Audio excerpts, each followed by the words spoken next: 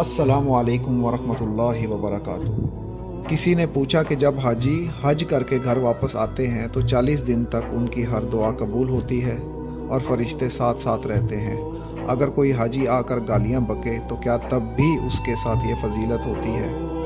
دیکھیں، پہلے تو غلط فہمی کا ازالہ کر لیں کہ نبی کریم صلی اللہ علیہ وآلہ وسلم نے ضرور فرمایا کہ جب کوئی صحیح حج کر کے آئے اور اللہ اس کو قبول فرما لے تو حاجی کی مغفرت ہو جاتی ہے، اور وہ جس کے لیے دعائے مغفرت کرے اللہ تعالیٰ اس کی بھی بخشش فرما دیتا ہے۔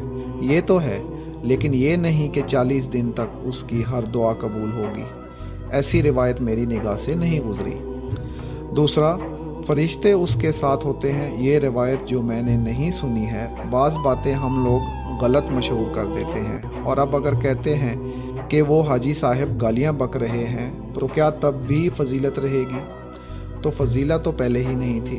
اب مسئلہ یہ ہے کہ حج کرنے کے بعد اگر یہ کوئی سمجھتا ہے کہ اب میں مرفوع القلم ہو چکا ہوں، اب میں بد اخلاقیاں کروں، جیسے بعض معذرت کے ساتھ خواتین ہوتی ہیں کہ وہاں رو بھی رہی ہوں گی، تسبیح بھی پڑھ رہی ہوں گی، لیکن جب وہ واپس آتی ہیں تو اپنے رویے سے، اپنے بیہیویئر سے پورے گھر والوں کی زندگی عذاب بنا دیتی ہیں۔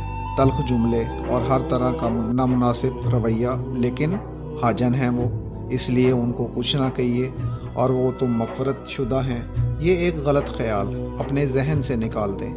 اگر میں تعلیم مفتی ہوں، اگر خدا نخواستہ میں خلاف شرع عمل کروں گا تو میرا مفتی ہونا، عالم ہونا مجھے اگرچہ نفع دے گا، لیکن بروز قیامت مجھے ان غلط چیزوں کا حساب دینا ہی ہوگا۔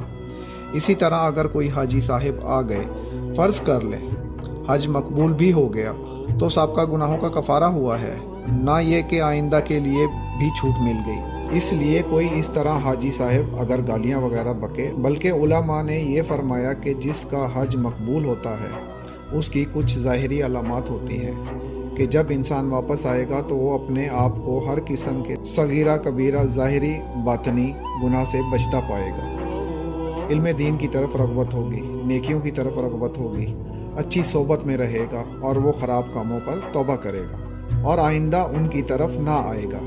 اگر کوئی حج کر کے واپس آیا اور تمام تر شرارتیں کر رہا ہے تو یہ حکم نہیں لگا رہا ہوں کہ حج مقبول نہیں ہوگا، لیکن جیسے کہ علماء نے ظاہری علامات بیان فرمائیں، اس کے نتیجے میں اس کو تناظر میں دیکھیں تو ایسا لگتا ہے کہ حج مقبول ہی نہیں ہوا، تبھی تو یہ حرکتیں کر رہا ہے۔